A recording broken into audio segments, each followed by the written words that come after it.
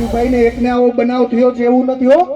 હું બીજા 2-3 અનુભવ અને ઉદાહરણ સહિત કહું કે રાજુભાઈ જેલમાં ગયા તો એમને છોડાવવા માટે જામીન તો ન અપાવ્યા.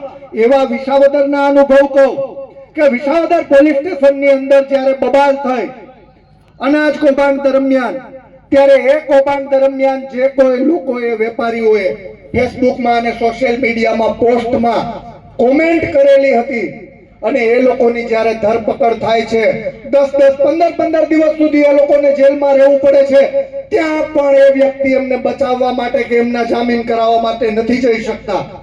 અરે એમની તો વાત દૂર રહી, પોતાના કાર્યકરો ઉપર જ્યારે ફરિયાદ થાય તો એમને આગોતરા, પોતે એવું કહે છે કે હું LLB છું, તો એમના આગોતરા કરાવવાના બદલે હારતોરા કરીને એમને જેલમાં મોકલે. શા માટે? રસ્તામાંથી કાંટો ક્લિયર થાય એટલા માટે. અને આવી જ્યારે નીતિ કોઈ પણ પાર્ટી અપનાવતી હોય કે ખેડૂતોના વિરોધની વાત કરતી હોય તો એવા લોકોને જાકારો આપવાનો સમય ચોક્કસથી આવી ગયો છે. વધારે કઈ વાત નહીં કરતા, છેલ્લે એટલું જ કહીશ કે ખેડૂતો માટે આપણે સૌ સાથે મળી, જ્ઞાતિ જાતિ તમામ વસ્તુ ભૂલી આપણે સૌ એક થઈએ અને આપણા હકની લડાઈ, જે ખેડૂતોના માટે હિતની વાત છે, એ લડાઈ લડીએ. અને જ્યારે ભારત એક કૃષિ પ્રધાન દેશ છે, ત્યારે કૃષિ પ્રધાન દેશમાં એક જ સંકલ્પ કે કૃષિ સદર, ખેડૂત સદર તો દેશ સદર. આ સંકલ્પ સાથે આપણે સૌ રાજુભાઈને ટેકો આપી અને એમની જે કિસાન સંકલ્પ યાત્રા છે એમને સફળ બનાવીએ અને આવનારા દિવસોમાં રાજુભાઈ કિસાનો માટે એમના મનમાં જે સંકલ્પો છે એ પરિપૂર્ણ કરે એવી માતાજીના ચરણોમાં પ્રાર્થના કરી મારી વાણીને વિરામ આપીશ.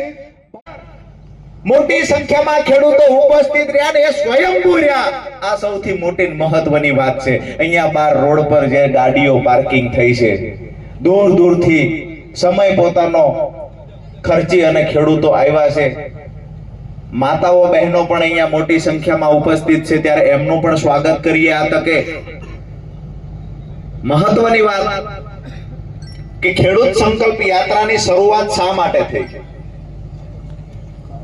સંકલ્પ શેનો લેવાનો છે?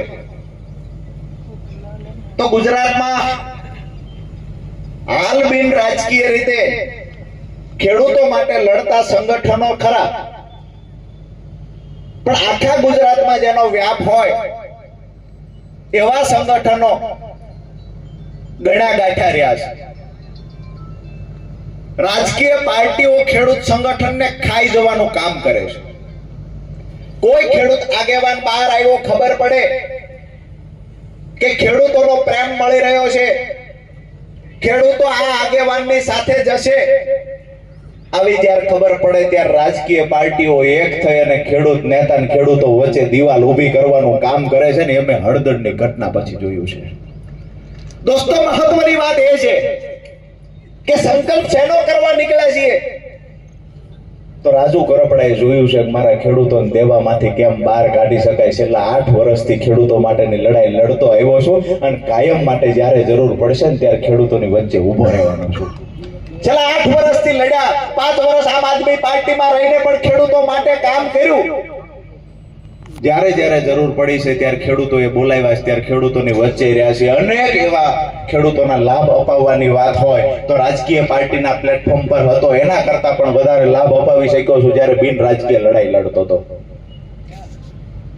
દોસ્તો, 2018-19-20 સતત અતિવૃષ્ટિ થઈ, સુરેન્દ્રનગર જિલ્લા સહિત સૌરાષ્ટ્રમાં પાક નુકસાન થયું. એ વખતે પણ બિન રાજકીય લડાઈ લડ્યા અને ખેડૂતોને વળતર ચૂકવડાવ્યું. અહીંયા હાઈ ટેન્શન લાઈનના પ્રશ્ન હોય તો પણ ભલે, જમીન સંપાદનના પ્રશ્ન હોય તો પણ ભલે, જમીન માપણીમાં થયેલી ભૂલોની સામે લડત લડવાની વાત હોય તો પણ ભલે, જ્યારે જ્યારે પણ ખેડૂતો સાથે અન્યાય થયો ત્યારે ખેડૂતોની વચ્ચે ઉભા રહીને ખેડૂતો માટે લડ્યા છીએ. ઘણા લોકો કહેતા કે ખરેખર આ પાર્ટી છોડીને તમે મેદાનમાં ઉતર્યા છો, જાહેરાત તો કરી દીધી છે, પણ સાથ કોણ આપશે? તો દીવાર પિક્ચરમાં એક ડાયલોગ આવે છે, માં મેરી સાથ હૈ.